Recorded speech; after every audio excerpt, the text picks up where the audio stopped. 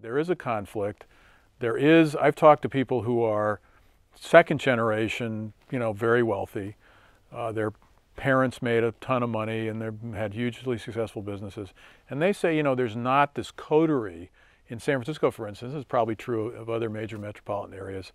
These guys, and they were all guys at the time, who are now all deceased, would get together, and they'd make a lot of money, but they would also save a sports team, build a stadium, build a museum.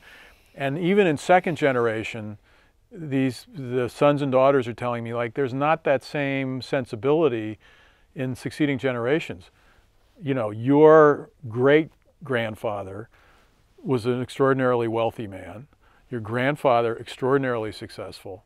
I mean, how do you feel? I know you mean you personally. I'm not going to ask you that, but in terms of, sort of the social capital that people who are substantially well off ought to be providing. Well, you're largely right, in my opinion. I've been to a lot. I've had the privilege to sit on more than a few not-for-profit boards, and there's a movie that I've seen 3 or 4 times where there's a new executive director, typically from someplace back east, who says, hey, we're right here on the edge of Silicon Valley. If we can tap into the wealth that's down there, my problems are solved. And often what happens is nothing. And the organization finds that its true donors are these older people, older families. Sometimes blue-haired old ladies will write checks 100 times bigger than somebody who's 100 times wealthier than they are. So I do think it is an open question to what degree Silicon Valley is going to step forward and play the role that their predecessors played. It's starting to happen.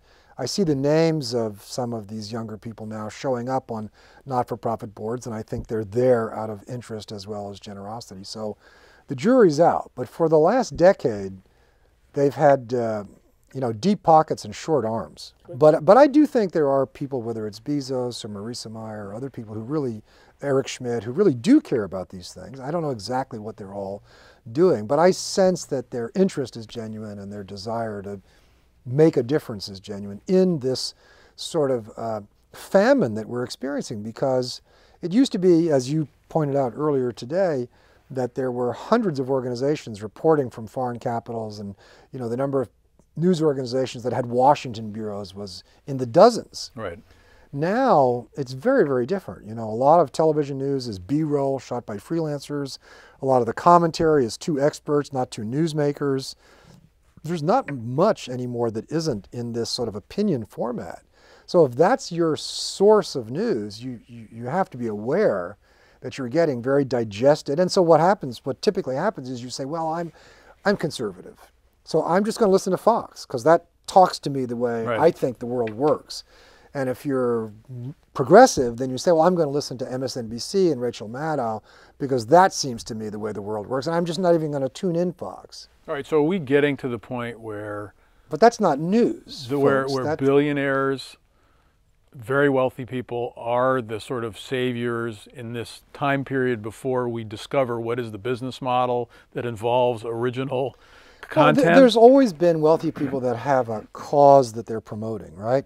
You have the Koch brothers doing one thing, and we have Tom Steyer starting his own green fund. I mean, they will disseminate information, but those aren't news organizations. Those are public advocacy groups like the Sierra Club or the Heritage Foundation. Right, but they disseminate news, they do reports, they hire people, but it's very much slanted to the House opinion. It's sponsored content. It's sponsored content, okay.